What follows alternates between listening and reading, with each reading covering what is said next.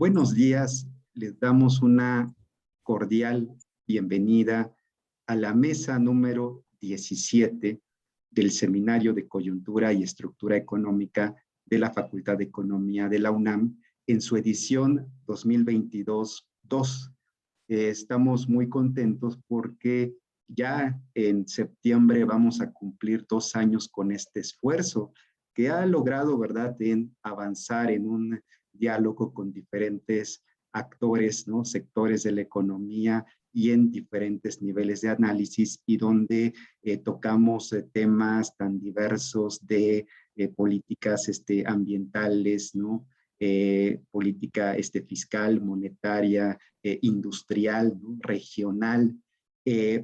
La mesa de hoy es muy importante y está dedicada a analizar las condiciones y perspectivas del litio en México en un contexto global, ¿verdad?, y nacional de discusión, ¿no? O sea, en el contexto nacional, a través, ¿verdad?, de esta discusión de la iniciativa a la reforma del sector eléctrico y la ley minera publicada en el Diario Oficial de la Federación en abril de 2022. En el mundo tenemos, ¿verdad?, que una gama de minerales y metales son componentes básicos de productos que usamos todos los días, ¿no?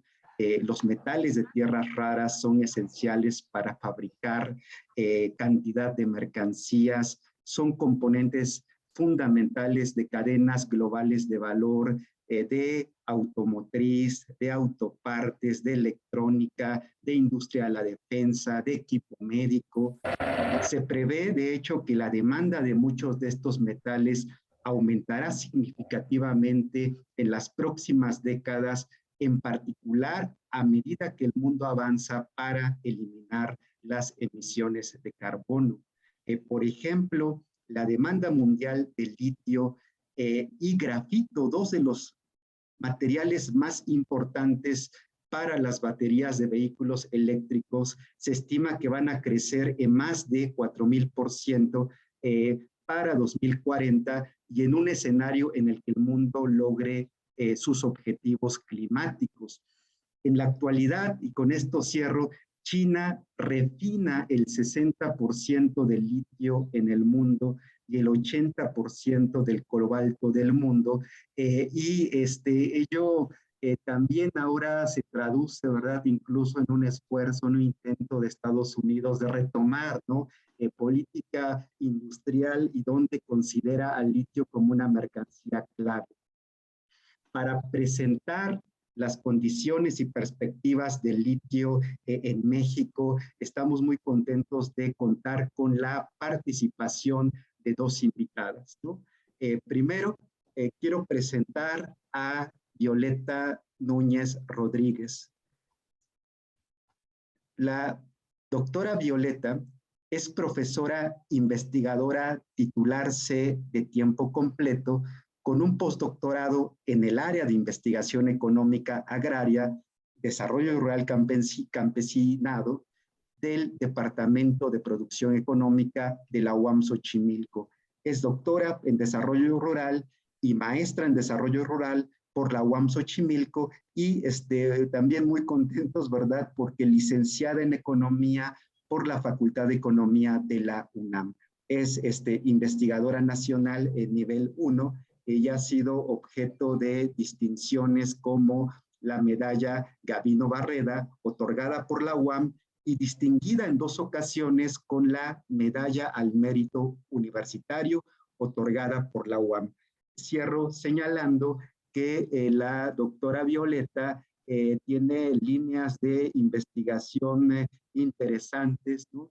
Minería en los mundos rurales, acumulación originaria y acumulación por desposesión, transformaciones de los territorios rurales y agrarios frente al avance de los territorios del capital. Debo de indicar también que es a través de sus publicaciones y a través de materiales audiovisuales, es una referencia para hablar del litio en México. Entonces, doctora Violeta, muy contentos de que nos acompañe y le cedo la palabra para su presentación.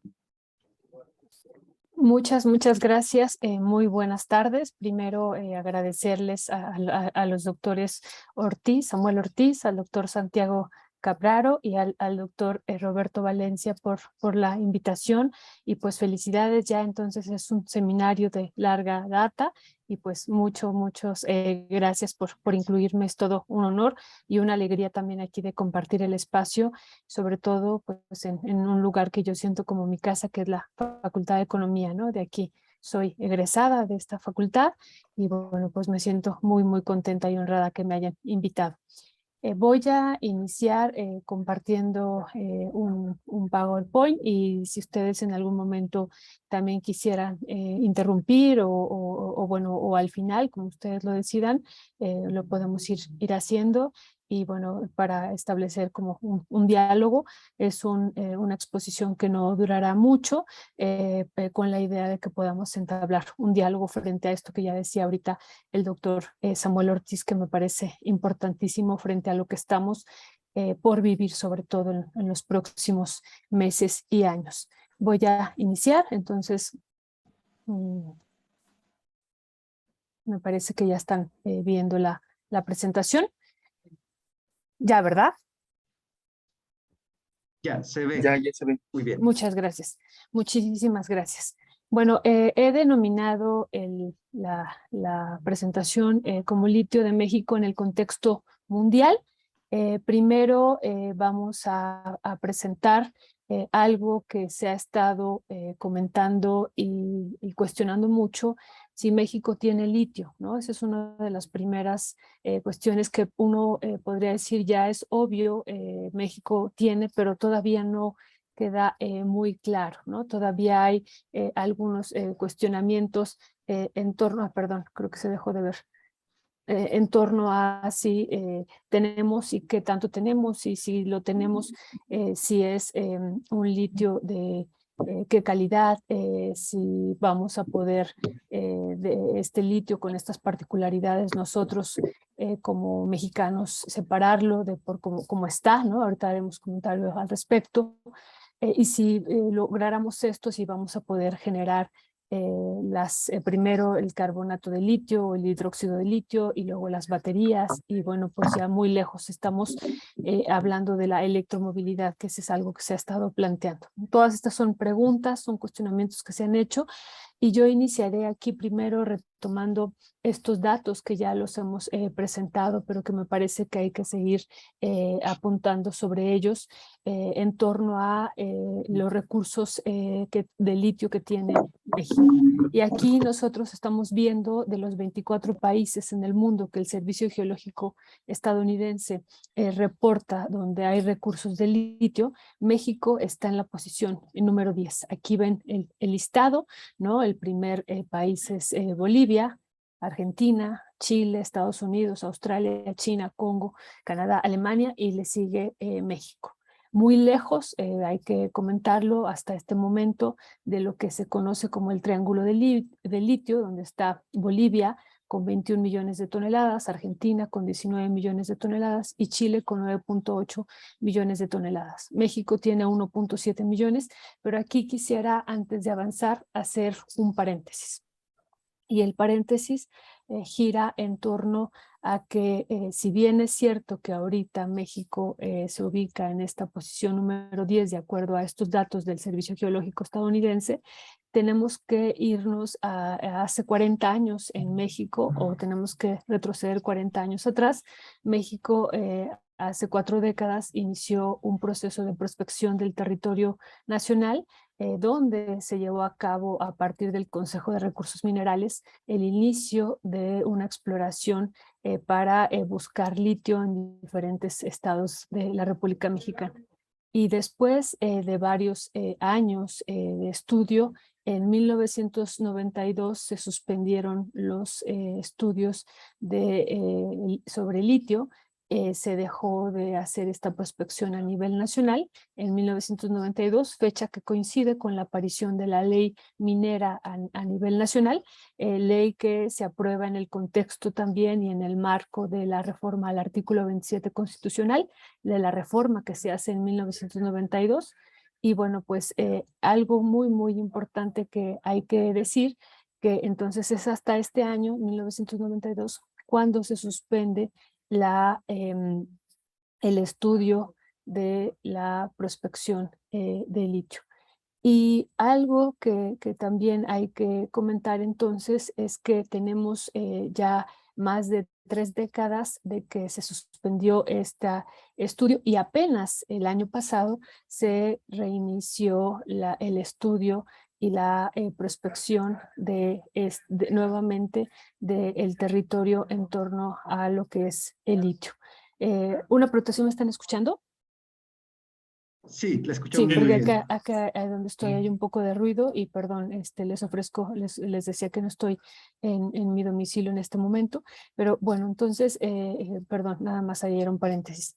Entonces les decía que nuevamente se ha retomado el año pasado por primera vez desde, me parece que desde los años 90, cuando, insisto, se suspenden esos estudios, se lleva a cabo un proceso incluso de presupuesto, de presupuestación de lo que es el estudio del territorio en términos de litio. Y el año pasado el Servicio Geológico Mexicano proyecta para este año el estudio de 82 localidades de litio y se destina un presupuesto de la nación para estudiar el territorio. Y bueno, entonces volviendo a este dato, ahorita sin haber iniciado una prospección profunda y seria en el sentido de como lo estaba haciendo el Consejo de Recursos Minerales en los años 70, 80, bueno, estamos ya en el lugar número 10 y eso estamos prácticamente seguros y seguras que esto se irá modificando conforme se vaya haciendo el estudio del territorio nacional. Pero bueno, eso ya será se irá viendo en los próximos años, pero sí había que aclarar que iniciamos con este dato inicial, hay que decirlo así, de ser la nación número 10, ¿no? Ahora, hay un elemento muy, muy importante que ya que estamos viendo las 24 naciones que de acuerdo al Servicio Geológico estadounidense tienen recursos de litio, algo muy, muy importante que hay que decir que vemos en este mapa que ustedes están visualizando en pantalla. En estos países del sur, en particular en América Latina, se encuentra el 60% de los recursos de litio a nivel mundial. Son en estos países que he mencionado, Bolivia, Argentina, Chile, pero no solo ellos, también se suma México, se suma Perú y Argentina, estos países donde está el 60% de los recursos ya calculados insisto, por el Servicio Geológico estadounidense, perdón. Es decir, que de manera particular tendremos que analizar y vislumbrar este territorio de América Latina como uno de los territorios estratégicos en el mundo en los próximos años y quizá en las próximas décadas, ¿no? Eso es algo que tendremos que comenzar, bueno, ya se comenzó a analizar de una manera importante, que en este proceso de transición energética donde se requiere una gran cantidad de litio, como ya lo decía el doctor Samuel en la presentación, América Latina se vuelve estratégico. No solamente el recurso de litio ya es estratégico, sino el territorio, estamos hablando aquí de territorio, se vuelve muy particular y muy, pues digámoslo así, codiciado para las diferentes naciones en el mundo y para aquellas naciones pues, que tienen una carrera importante por el litio a nivel mundial, ¿no? Sabemos, ahorita podemos entrar con más detalle, pero que en Argentina está esta misma empresa que ya está en México, esta empresa china Ganfeng Lithium, que pues es una de las principales empresas de litio en los mercados financieros a nivel mundial y también una de las principales productoras de baterías y de otros componentes derivados del litio en el mundo, y es una de las empresas que también surte a Tesla y a otras empresas, pero bueno, fundamentalmente a Tesla. Entonces, bueno, está en México, está en Argentina, y por solo hablar de América Latina, ¿no? Están otras partes del mundo, bueno, está solamente en 5 países, pero 2 de ellos están en América Latina. Entonces, bueno, aquí vamos viendo esta importancia que tendrá este territorio. Pero bueno, también la Cámara Latinoamericana de Litio, que reciente, bueno, que tiene una creación reciente, no habla del 60% de los recursos, sino habla del 80% de las reservas mundiales de litio en América Latina, ¿no? Es decir, a diferencia del Servicio Geológico estadounidense, la Cámara Latinoamericana de Litio, con otros cálculos, habla de una, pues ya de un dato que ya nos parece que es importantísimo. Ya no hablamos de recursos, sino de reserva, que hay una diferencia, ¿verdad? Importante. Y no hablamos del 60%, sino hablamos del 80% de las reservas mundiales. Entonces eso pues vuelve más estratégico a este territorio latinoamericano. Y sobre todo también pensemos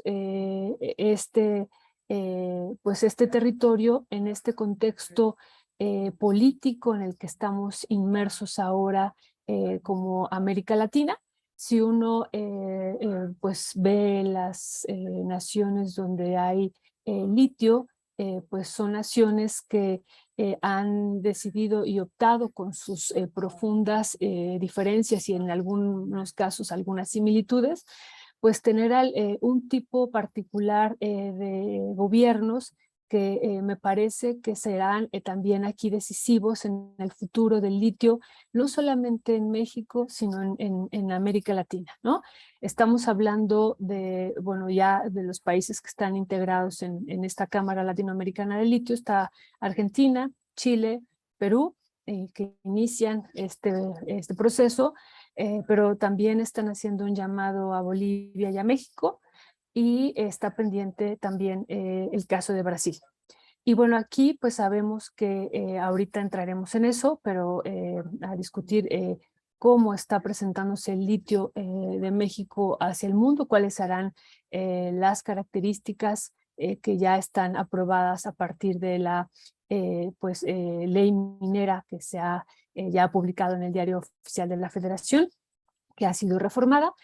Bueno, Bolivia pues es una nación que decidió y optó también por proteger desde hace varios años el litio de su nación.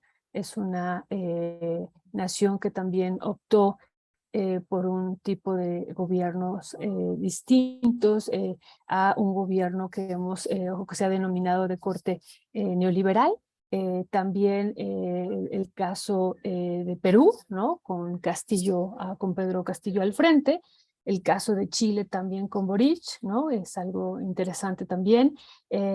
Argentina, ¿no? Con Fernández también que está, bueno, podemos hablar de cada una de estas naciones, pero no es el tema. Y estará, sin embargo, sí decir que estos contextos políticos también estarán definiendo el recurso de litio de cada uno y en particular de lo que es el litio ya a nivel latinoamericano, ¿no?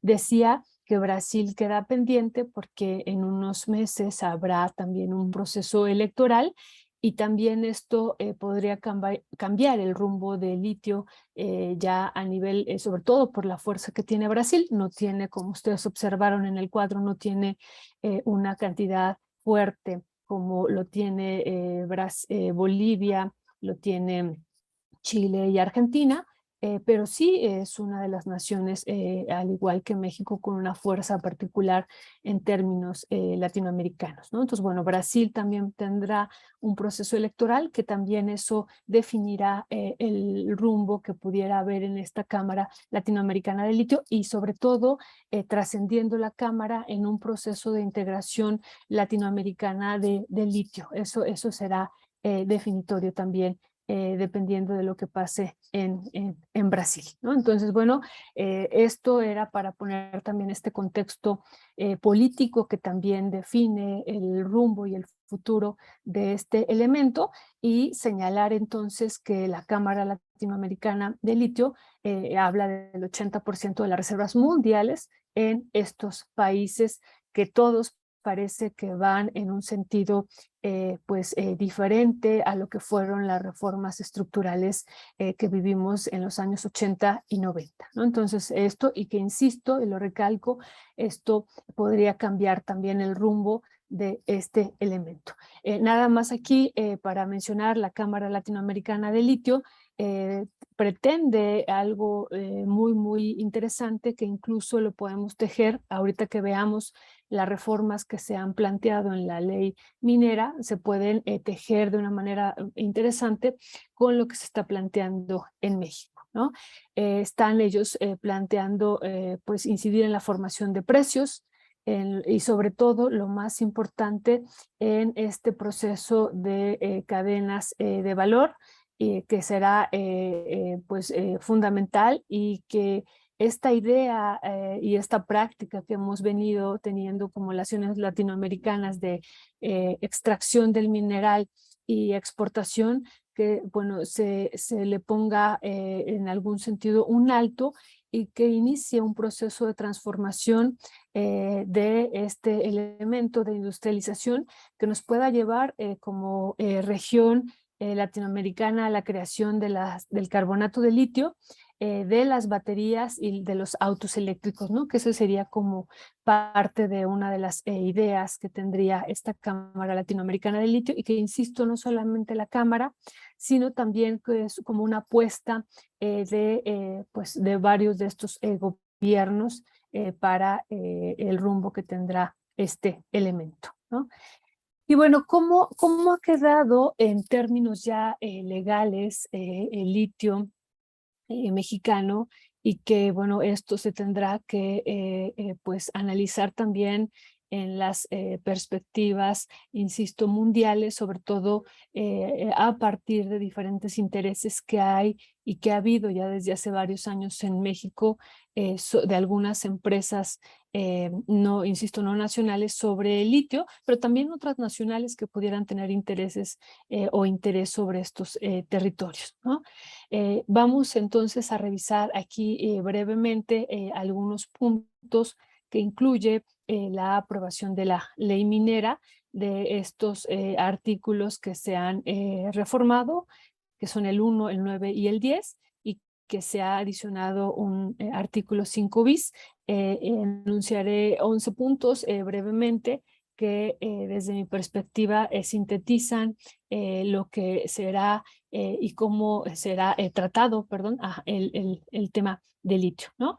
El primero de ellos tiene que ver con este elemento de de quién dependerá el proceso de la exploración, explotación, beneficio y aprovechamiento del litio, ¿no? Y esto que me parece que es un elemento fundamental, bueno, ha quedado de acuerdo a la ley minera, a cargo exclusivamente del Estado. Ese es uno de los primeros elementos que hay que mencionar, ¿no? Se tiene la historia de 30 años después de que se aprobó la ley minera, de los otros 162 minerales que están mencionados en la ley minera, y hemos visto que estos minerales, aunque el artículo 27 de la reforma, perdón, de la Constitución diga que son de la nación, estos 160 y tantos minerales, en la práctica lo que ha ocurrido a partir de la entrega de concesiones mineras estos minerales pues se han en algún sentido privatizado y también las ganancias no se han socializado. Eso es una realidad, ¿no? Entonces aquí, bueno, el litio queda a cargo del Estado. Dos, ¿cómo se va a llevar a cabo este primer punto de la exploración, la explotación, el beneficio y el aprovechamiento? Se va a llevar a cabo a través de un organismo público descentralizado, ¿no? Que ese es algo que escuchábamos apenas hace 2 días, que el gobierno mexicano está llevando a cabo la construcción de este organismo público descentralizado. Hay una fecha límite que ahorita haré referencia más adelante. Entonces, bueno, se está en este proceso de edificación de este organismo público.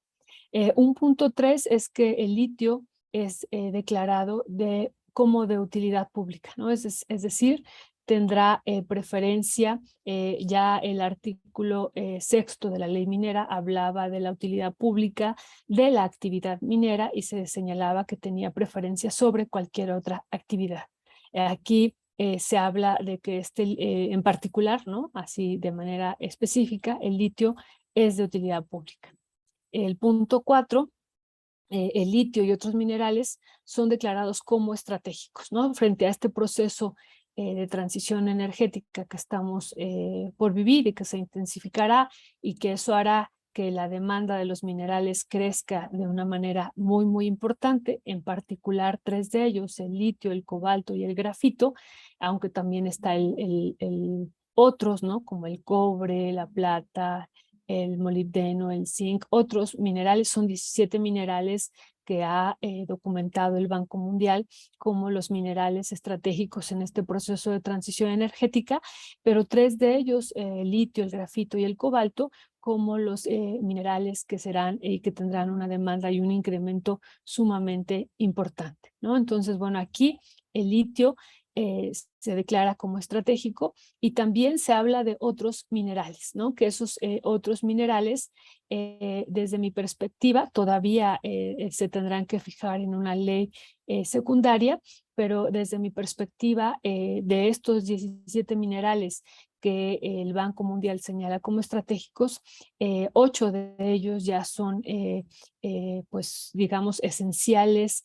8 de ellos que están en México son esenciales ya a nivel mundial, e incluso, bueno, Estados Unidos los cataloga como de los minerales en México que tienen los mayores recursos. Más bien ahí estamos hablando de reservas, ¿no? Y mayores productores a nivel mundial, ¿no?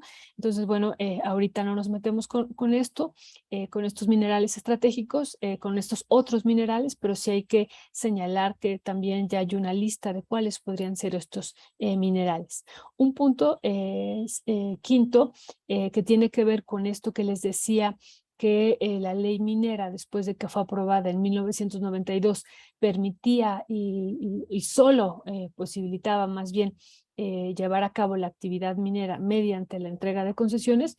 Bueno, aquí se señala claramente en la ley minera aprobada que no se otorgarán concesiones en términos de litio, pero se agregan otros elementos importantes. No solo se habla de concesiones, sino de licencias, de contratos, de permisos o autorizaciones en la materia, ¿no? Es decir, se había hecho un planteamiento que giraba en torno a que el litio pudiera seguir un camino similar a la de las rondas petroleras, y entonces se habló de la posibilidad de entrega de contratos y de otros mecanismos. Entonces aquí lo que se ha establecido es la protección desde diferentes ángulos, ¿no? No a través de las concesiones, las licencias, los contratos, los permisos, esos no estarán permitidos. Un punto sexto es que las zonas donde hay yacimientos de litio son consideradas zonas de reserva minera. Ese es otro elemento fundamental también. El Estado mexicano puede establecer diferentes zonas que él considere estratégicas, o donde haya algún elemento o algún mineral para el futuro de la nación que sea fundamental y puede establecer zonas de reserva minera, ¿no? Y bueno, aquí en este caso se establece que donde estén estos yacimientos de litio serán considerados como o con esta característica. El punto 7, o un elemento interesante, es reconocer al litio como patrimonio de la nación. Este es un concepto interesante que se liga al punto 8 y que se reserva, ¿no? Exploración, explotación y beneficio y aprovechamiento se reserva en favor del pueblo mexicano. Así queda aprobada la ley minera y que, insisto, me parece que ahí hay un planteamiento frente a lo que ha sido la entrega de concesiones. Ustedes habrán escuchado o leído que durante estos últimos 30 años se entregó la mitad del territorio a empresas mineras. Se entregó a través de concesiones, se entregaron más de 106 millones de hectáreas de 194 millones que abarca el territorio nacional. Y bueno, entonces algo que ocurrió es a partir de la entrega de estas concesiones mineras, pues lo que vimos es que las ganancias no se socializaron, insisto, y bueno, pues ahora se habla de que cualquier ganancia o renta primero, ¿no? De la tierra y ganancia que se pudiera derivar de todo el proceso que está aquí implicado con el tema del litio y de estos otros minerales estratégicos, sean a favor del pueblo de México. Un punto 9 que me parece a mí fundamental es lo de las cadenas de valor económicas de litio, ¿no? Que estas, bueno, primero incluir en la ley minera el encadenamiento de valor de litio me parece fundamental. Claro, nada más ahí tendremos que ver cómo le vamos a hacer como nación en este proceso, que es todo un gran reto, ¿verdad? Y esta cadena de valor económica del litio se administrará y controlará por el Estado a través de este organismo público que les decía que se está creando en este momento, ¿no? Entonces, esto me parece importante, y aquí en este punto 9 es uno de los elementos que les comentaba al principio, se liga y se teje con este planteamiento que hace la Cámara Latinoamericana de Litio. Ellos, uno de sus puntos centrales, además de la fijación del precio, están señalando en este nuevo rumbo que pudiera seguir América Latina de no ser primario exportador, ¿no? Bueno, nosotros también estamos en la manufactura, pero bueno, hablando del conjunto de América Latina y de estas naciones como Bolivia, que pues una de las características es la extracción permanente de sus minerales y la exportación, o esa había sido parte de la historia, ¿no? Ahora ha habido un cambio, hasta lo menos en términos legales, me parece muy, muy importante. Bueno, pues aquí entonces la Cámara Latinoamericana de Litio y la ley minera están planteando que este proceso de cadenas de valor se pueda llevar a cabo en su totalidad en estos territorios, ¿no? Y bueno, aquí en México se ha planteado así y ha quedado en la ley minera. Un punto 10 tiene que ver con algo que nos parece muy, muy importante. Nada más aquí un paréntesis de las más de 100 millones de hectáreas que se entregaron en México. Una parte importante se entregó primero sobre territorios de los pueblos indígenas y segundo sobre núcleos agrarios, entre ellos ejidos y comunidades agrarias. Esto es sobre todo el primer punto que hace referencia a la entrega de concesiones sobre territorios de los pueblos indígenas, ocurrió violando el convenio 169 de la OIT, un convenio que había sido firmado también por México en los años 90 y que establece entre sus diferentes artículos que donde se vayan a llevar a cabo proyectos mineros, y además habla en particular de proyectos mineros, el Estado que haya asignado el convenio 169 tendrá que llevar a cabo un proceso de consulta libre, previa informada y culturalmente adecuada para poder llevar a cabo cualquier proceso de exploración, explotación y transformación de los minerales en los territorios de los pueblos indígenas. Y esto no se hizo así. Durante 30 años se entregaron concesiones sobre los territorios de los pueblos indígenas sin llevar a cabo este proceso de consulta, ¿no? Entonces, bueno, aquí el punto 10 y el punto 11 hablan sobre que el organismo público será escrupuloso en el cumplimiento de la legislación. Aquí habla de los tratados internacionales en materia de protección al medio ambiente y derechos de los pueblos originarios, comunidades indígenas y afromexicanas, ¿no? Esto nos parece fundamental, haber incluido el tema de los derechos de los pueblos originarios, que, bueno, no está de más que también se violenta el derecho que tienen al territorio. Y otro elemento fundamental es que viendo y analizando estas miles, digo, ahorita están vigentes de estas más de 100 millones de hectáreas, están vigentes más de 24 millones de hectáreas y, perdón, más de 17 millones de hectáreas y más de 24,000 títulos de concesión. Y algo muy, muy importante también revisando cómo se llevaron a cabo la entrega de estas concesiones, es que varias de estas, o muchas de estas concesiones, se entregaron sin haber tenido una autorización o una manifestación de impacto ambiental.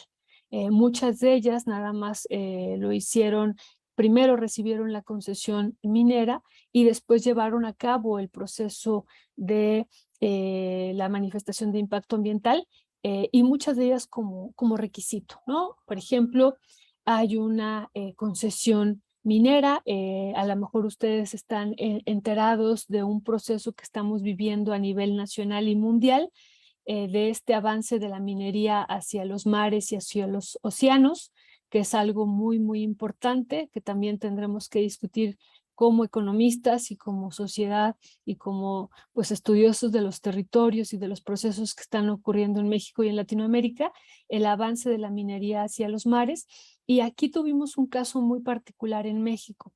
En Baja California Sur se entregó la primera concesión minera en México para explotación ya con fines comerciales del mar de Baja California Sur y se llevó a cabo, se entregó la concesión sin haber hecho una manifestación de impacto ambiental hasta que ya se hizo la demanda por diversas, bueno, por los cooperativos pesqueros, por algunos medios de comunicación, periodistas, por académicos y en general por un proceso organizativo que se llevó a cabo en Baja California Sur demandando que se hiciera una manifestación de impacto ambiental, ¿no? Sobre todo en un territorio que es un territorio no terrestre, sino son los fondos marinos, donde se pretendía llevar a cabo por 50 años la extracción de un pues, elemento particular.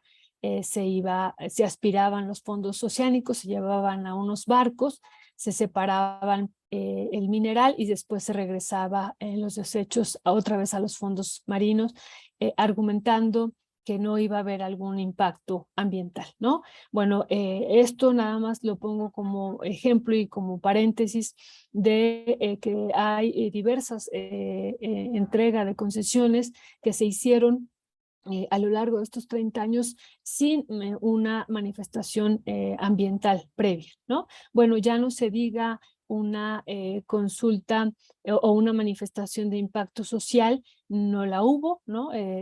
Muchísimo menos, ¿no? Pero bueno, algo que nos parece importante es que en esta ley minera que se aprobó, donde se incluye lo del litio, pues se hable del cumplimiento de los tratados internacionales en materia de protección al medio ambiente. Eso también es fundamental e insisto, y en el derecho de los pueblos indígenas, que eso también nos parece importante, ¿no?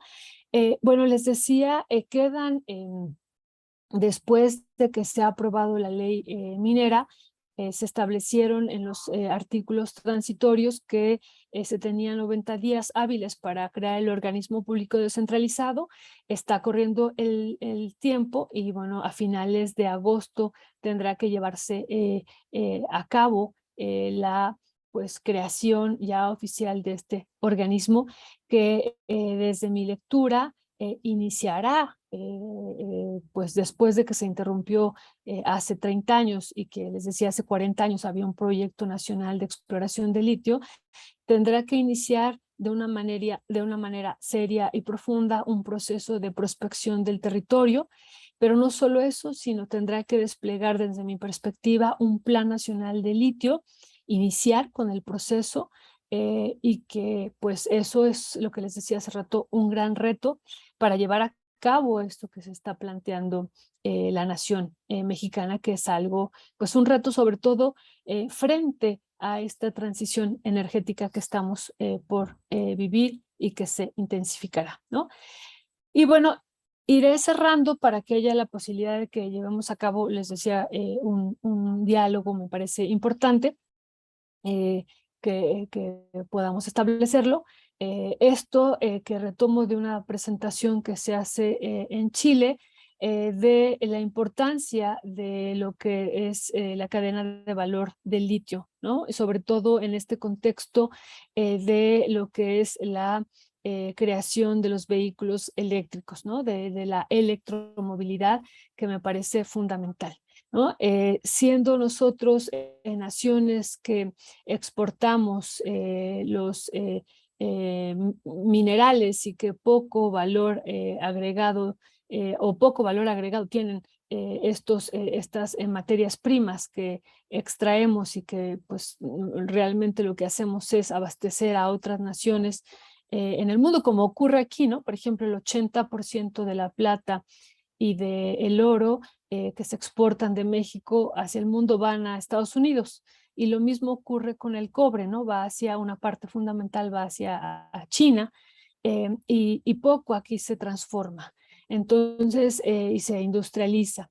Entonces, bueno, vemos aquí la diferencia, ¿no? De cuánto pues se recibe en este primer cuadro, ¿no? De cuánto se recibe y cuánto se recibiría ya al final una vez que se haya llevado a cabo pues este proceso de encadenamiento de valor que implicaría pues la extracción de litio, el procesamiento que, insisto, llevar a cabo la creación del carbonato de litio, la creación después de las baterías de litio y por último los vehículos eléctricos, ¿no? Digo, se dice fácil, pero eso es un reto monumental, pero aquí vemos pues la diferencia que habría en el primer cuadro, ¿no? Hasta el último cuadro, que son 100 veces más el precio que se podría recibir originalmente, ¿no? Y bueno, y que esa es una apuesta que, insisto, se está haciendo desde la Cámara Latinoamericana de Litio, pero también desde el gobierno mexicano que le va que a partir de este organismo público descentralizado y de otros, me parece, elementos que, insisto, un plan nacional de litio que no sabemos cómo le pueda llamar el gobierno mexicano, tendría que haber una transversalidad de diferentes instituciones educativas, por supuesto, ¿no? Pero otras también que pudieran estar involucradas en en estos encadenamientos de valor para llevarlos a cabo. Y bueno, es una apuesta que tiene el gobierno mexicano, igual que estaría apostando en una parte, por ejemplo, Bolivia. Bolivia, que también ha declarado al litio como estratégico, y ahí lo que vemos es cómo el gobierno está encargado, el Estado está encargado de la extracción y de la creación del carbonato de litio, y después de esto ya permite la entrada de empresas privadas, pero el Estado boliviano mantiene el 51% del capital, ¿no? Y bueno, y el resto las empresas con las que se lleve a cabo la alianza. México por el momento se está planteando otra apuesta, ¿no? Que es la cadena de valor del litio completa que la lleve a cabo, que se lleve a cabo en la nación mexicana. Digo, es una apuesta, insisto, que es compleja, pero bueno, se está planteando así frente, insisto, a la historia que hemos tenido reciente de cómo se ha llevado a cabo el proceso de extracción también a nivel nacional. Y bueno, y algo muy importante que con esto concluiría, pues es esto que vemos nosotros, ¿no? Si aquí que yo les dejo, actualmente el carbonato de litio está en 76,000, la tonelada del carbonato de litio está en $76,700 y el año pasado estaba en 13,400. Estos son datos a marzo del 2022 y bueno, y los 13,400 a marzo del 2021. Es decir, el crecimiento de $13,400 de la tonelada de carbonato de litio a los $76,700, pues nos estarían indicando la gran importancia que tendría para este tipo de naciones en que ellas sean las que puedan no solamente extraer este elemento, sino transformarlo, ¿no? Llegar no solo al carbonato de litio, que ya vemos ahora los precios que ha adquirido porque ha aumentado la demanda de una manera importantísima y esto seguirá creciendo justo por lo que comentaba al principio el doctor en torno a que los autos eléctricos que ahora se proponen como parte fundamental de la transición energética requieren grandes toneladas o grandes cantidades de minerales, ¿no? Porque no solamente es el litio, pero bueno, en particular aquí, hablando de litio, requiere grandes cantidades para las baterías, ¿no? Y que, bueno, pues son fundamentales para estos vehículos eléctricos. Entonces vemos en esta, pues en esta nota de World Trade Energy que pues la transformación del litio en carbonato ya es importante, importantísima en términos de precios a nivel mundial y de ingresos que pudieran tener estas naciones latinoamericanas. Nuevamente regresamos, ¿no? Donde se encuentra, de acuerdo al Servicio Geológico estadounidense, el 60% de los recursos de litio a nivel mundial. Bueno, sería fundamental que estos recursos quedaran en estos territorios, ¿no? Que América Latina pudiera ser el que gestara el carbonato de litio y que esos recursos quedaran acá en estos países y que, bueno, no solamente se le apostara a la creación del carbonato de litio, sino también a la creación de la electromovilidad, ¿no? Que no solamente son los autos, sino incluye una gran cantidad de otros elementos y mercancías que también demandarán litio y que bueno, uno de los sueños y apuestas, a lo mejor no para todos y todas, pero uno de los sueños y apuestas de Latinoamérica es pues transformarse tecnológicamente y pues seguir teniendo este papel histórico de ser naciones primario exportadores fundamentalmente, ¿no? Bueno, con eso terminaría. Les agradezco muchísimo. Espero que no haya sido muy largo. Y bueno, pues muchísimas gracias. No, al contrario, doctora Violeta, realmente es una presentación que nos permite comprender, ¿no? O sea, las condiciones, ¿no? que tiene México en términos de extracción y en términos de una estrategia de integración de cadenas productivas, ¿no? A partir del litio.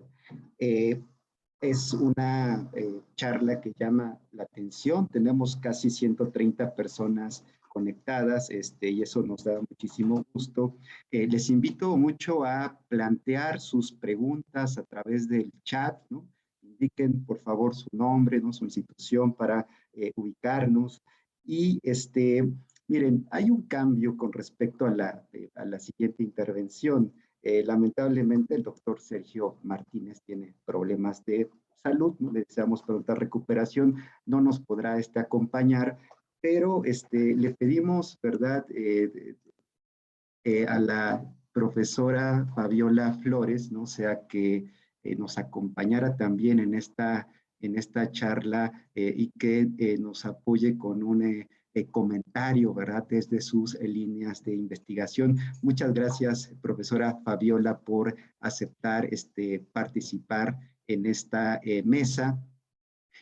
Antes de darle la palabra a la doctora Fabiola, quiero comentar, ¿no?, que Fabiola es doctora y maestra en humanidades, ¿no?, en la línea en historia por la Universidad Autónoma Metropolitana y licenciada en economía por la Facultad de Economía de la UNAM.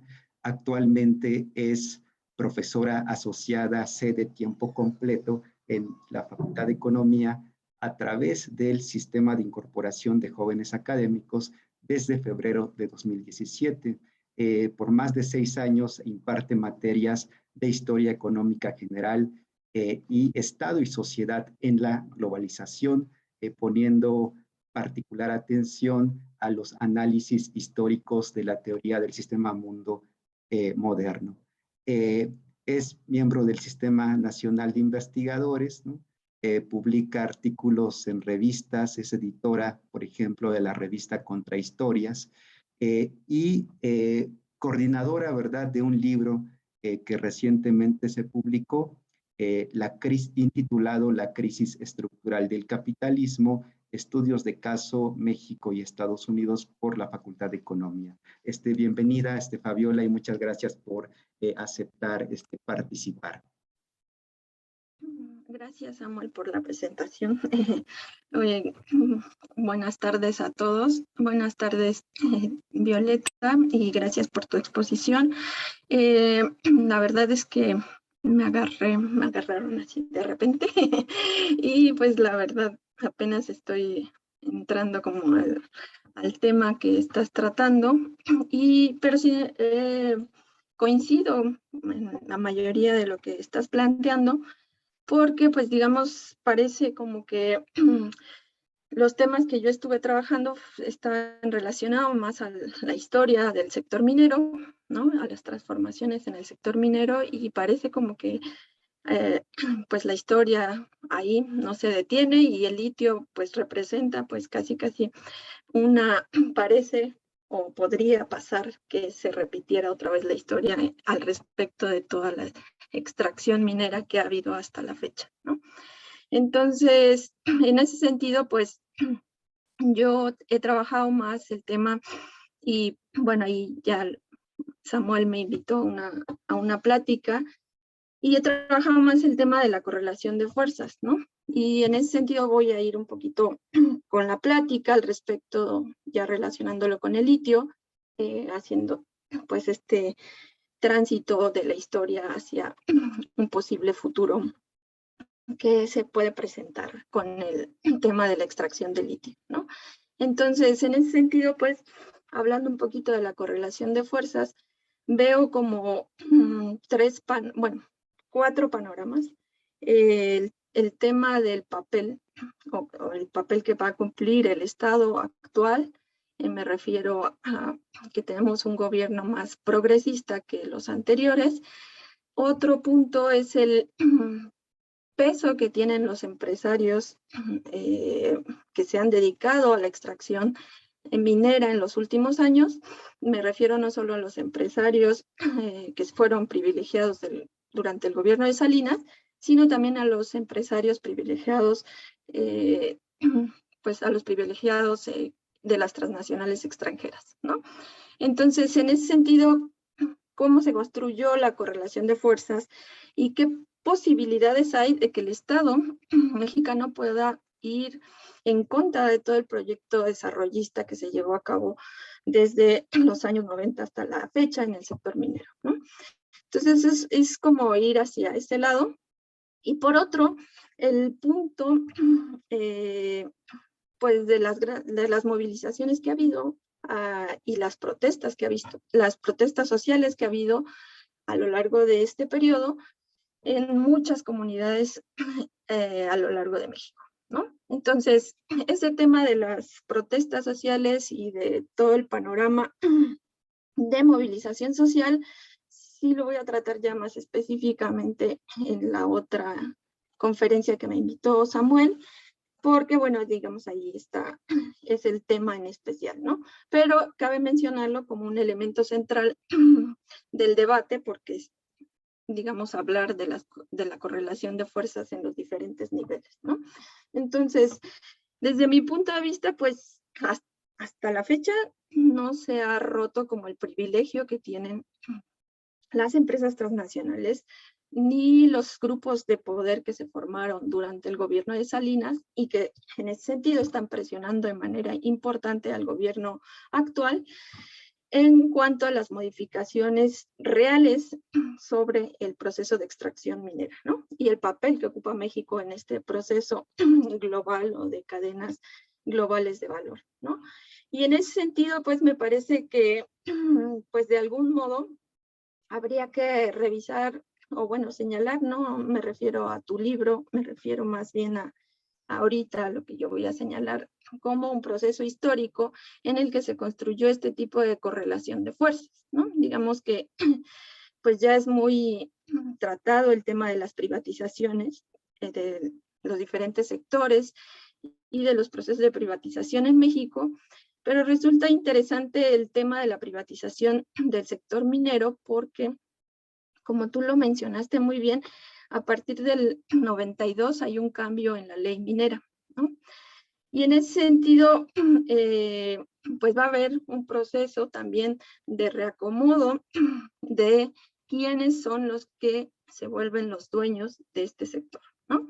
Y en ese sentido, pues, pues el Estado, en ese momento, de los gobiernos del PRI y del PAN, pues privatizaron este sector bajo una estrategia. Primero, devaluaron el sector, ¿no? Lo volvieron obsoleto, o en ese sentido demostraron que no hay posibilidad de que este sector tuviera una rentabilidad y que beneficiara, pues en ese sentido, al Estado y a la nación.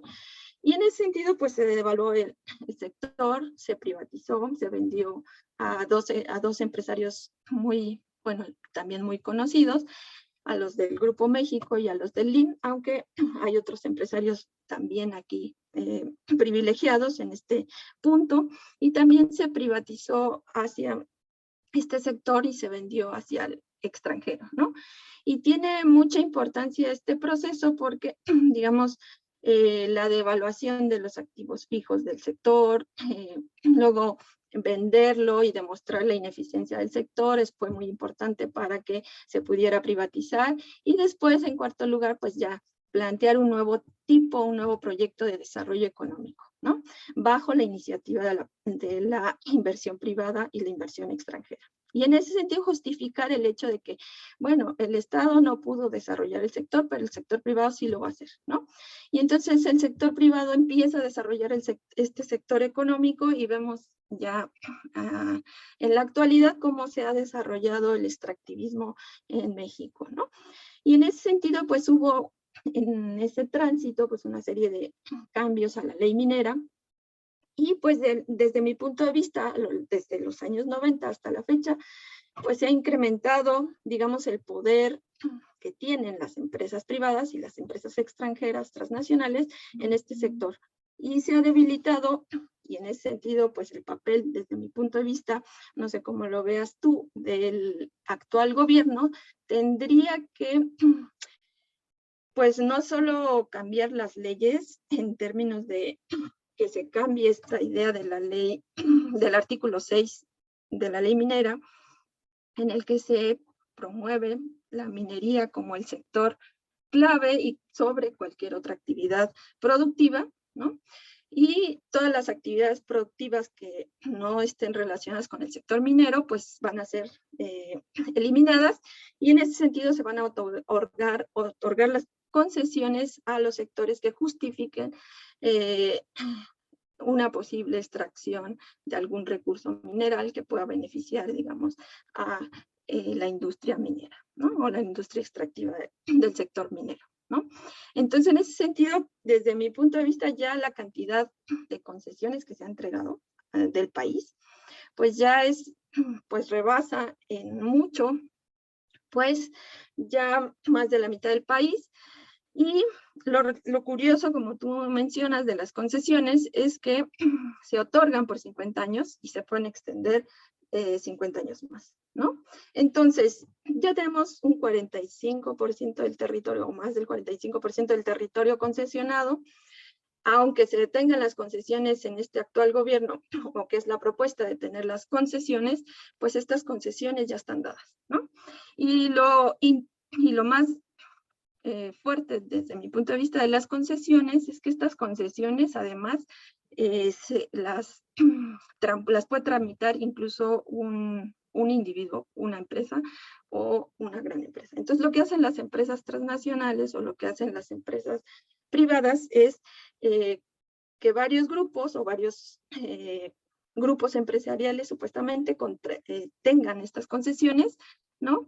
Y después cuando encuentren un recurso mineral que pueda venderse en el mercado mundial y encuentren la posibilidad de venderlo de manera importante y con grandes ganancias en el mercado mundial, pues empiezan un proceso de exploración ya del territorio, empiezan un proceso de justificación de la extracción de tal recurso, de tal mineral, y en ese sentido, pues toda la concesión que tenían varios grupos empresariales ahora se aglutinan y son compradas por un grupo empresarial en específico, y entonces ya la concesión de este territorio pues se vuelve ya no de un pedacito del territorio, sino de gran extensiones de territorio. Entonces las concesiones se pueden vender y se pueden trasladar de una mano a otra, ¿no? Entonces, pues eso también tiene muchas implicaciones, me refiero para el futuro, y un poquito hacia allá voy, como más preguntando un poco hacia el tema del litio. Bueno, pues, ¿qué papel podría jugar, en este caso es el gobierno, no solo con detener las concesiones, porque, bueno, que se detengan, pues ya están más del 45% del territorio ya está concesionado, más que se detengan, ¿qué posibilidades hay de que en realidad cambie en la ley el artículo 27, ¿no? Y que una vez más, el tema de la utilidad pública pase a manos del Estado y no a manos de las empresas, ¿no? Y en ese sentido, pues, tuvo que cambiar el artículo 27 para que esto de utilidad pública no quedara en manos del Estado, sino quedara en manos de la inversión extranjera o de los capitales privados en México. Y en ese sentido, hay posibilidades de que se cambie esta cuestión de la utilidad pública y que el beneficio realmente sea aprovechado por la nación, ¿no? Y en ese sentido, pues, ¿qué tantas posibilidades tiene de negociación el gobierno, el gobierno actual o el que venga, de lograr que esta cuestión de expropiaciones de las tierras que pueden hacerse por causa de utilidad pública puedan transformarse realmente, ¿no? Y en ese sentido, el territorio deje de ser aprovechado de manera privilegiada por determinados grupos de capitales, ¿no? ¿Y qué tanta correlación de fuerza tiene el gobierno para poder cambiar esta ley, ¿no? Y este argumento de la cuestión de la utilidad pública, de los privilegios que tienen las empresas para el aprovechamiento de los territorios? ¿Qué posibilidad hay de establecer incluso un impuesto o cuestiones que permitan el pago de externalidades a todos los daños que ya se ha causado con este tipo de extracción minera, ¿no? Y en ese sentido, si hay una buena correlación de fuerzas por parte del gobierno o por parte del Estado para poder transformar esta legislación o esta ley que está dirigida al sector minero, ¿no? Esa es como una pregunta un poco dirigida porque apenas estoy entrando al tema que tú manejas y que has presentado, pero digamos que en el contexto de lo que he estudiado del sector minero, pues me surgen estas dudas, ¿no? Y pues la otra es la correlación de fuerzas en términos del sector social, porque desde hace muchos años ha habido miles y miles de protestas sociales, ha habido en este proceso también muchos muertos, ¿no? Y en ese sentido, pues, se han ganado algunas batallas, se han detenido algunos procesos de extracción, ¿no? Pero también no se ha atendido, digamos, por parte del Estado a estos sectores en términos de que no se les ha atendido de manera real, ¿no? De que se detengan los procesos de extracción, que se detengan el despojo de los territorios, que se detenga todos estos procesos. En realidad no ha habido como esta posibilidad de negociar con los gobiernos, y en ese sentido, desde mi punto de vista, hay un peso muy fuerte que tienen todavía las empresas transnacionales en México y las empresas de estos grupos que fueron privilegiados durante la época o durante este periodo de los años 90 hasta la fecha, ¿no?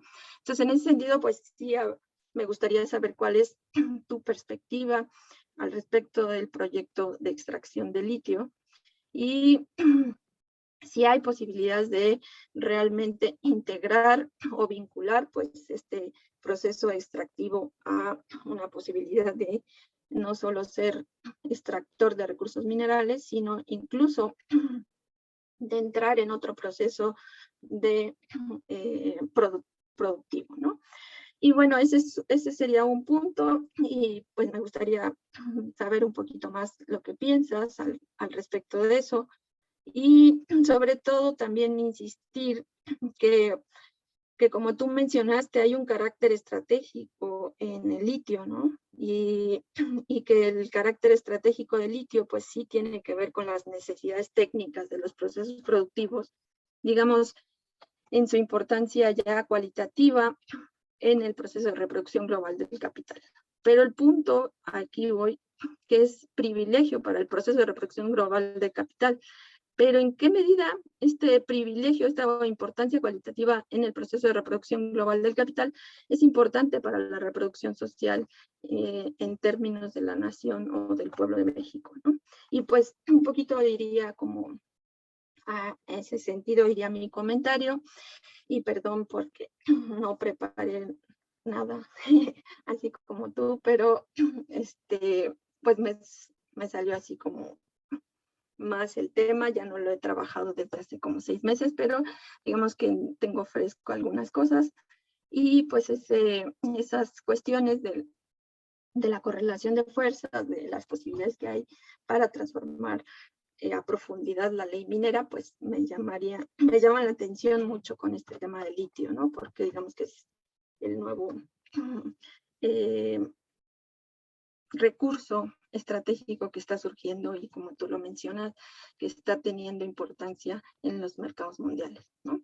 Entonces, bueno, ahí quedaría mi comentario, y pues gracias, Samuel, por invitarme y por una disculpa por no preparar. No, al contrario, Fabiola, muchas gracias a ti por aceptarnos, sumarte a este esfuerzo y ante, ¿verdad?, está el tema, ¿no? Sea causa de fuerza mayor de nuestro compañero, ¿verdad?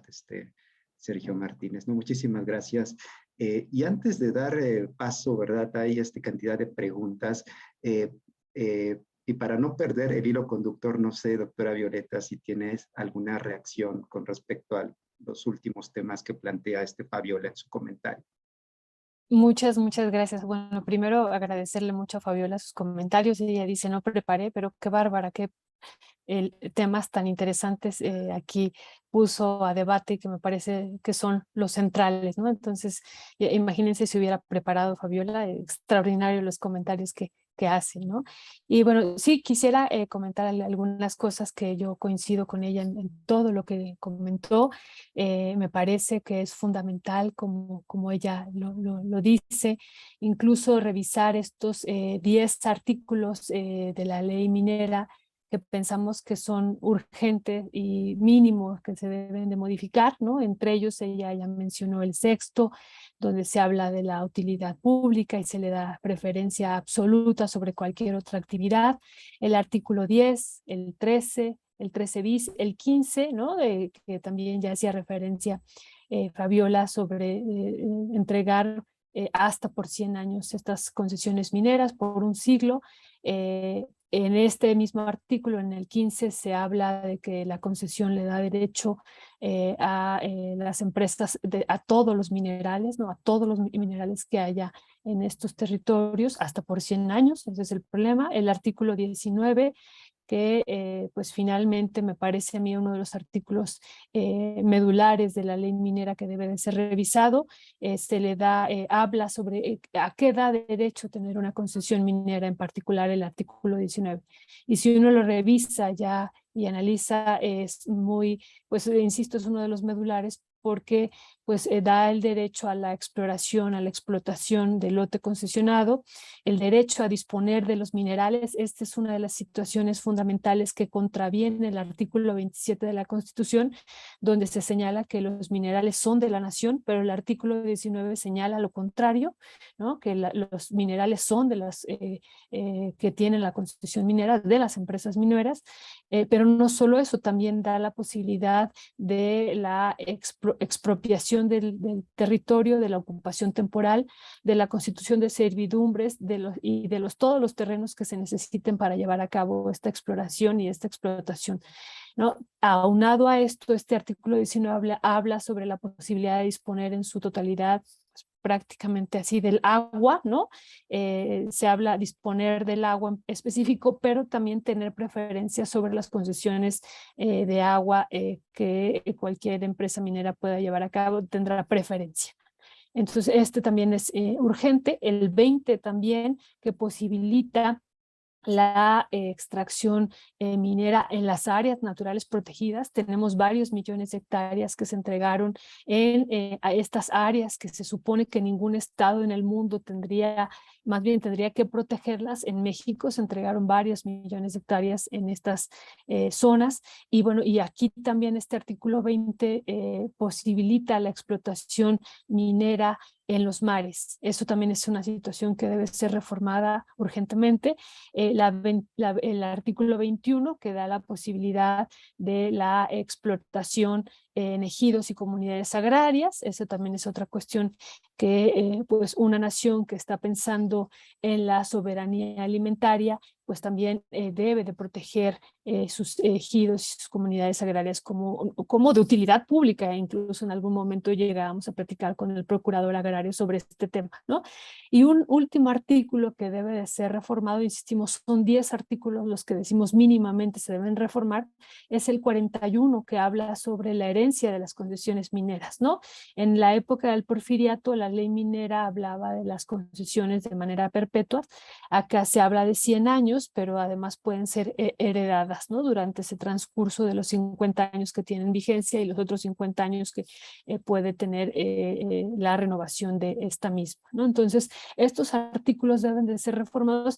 Y hay 10 temas que nosotros identificamos que aparte se tienen que agregar. No abundaré en ellos, nada más diré algunos. Por ejemplo, establecer un límite máximo de las concesiones. Actualmente no hay un límite máximo, entonces se pueden establecer pues latifundios mineros. Hemos visto incluso algunas empresas en sus informes que dan a la Bolsa Mexicana de Valores, hablan de 2 millones de hectáreas, en particular del Grupo Val.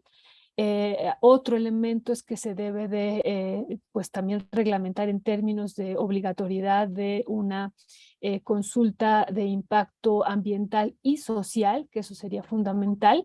Esta consulta que decía hace rato a los pueblos indígenas y a los núcleos agrarios, y bueno, entre otros temas que nos parecen fundamentales, como esto que ya decía Fabiola, muy interesante, ¿no? Poner un límite también a la vigencia, a la herencia y al derecho a todos los minerales, ¿no? Eso me parece fundamental. Y otro tema que con eso cerraría también para que demos paso a las preguntas, es esto de la correlación de fuerzas, que a mí me parece que eso es uno de los temas, de los grandes temas, e iniciaría diciendo esto que acabamos de vivir, ¿no?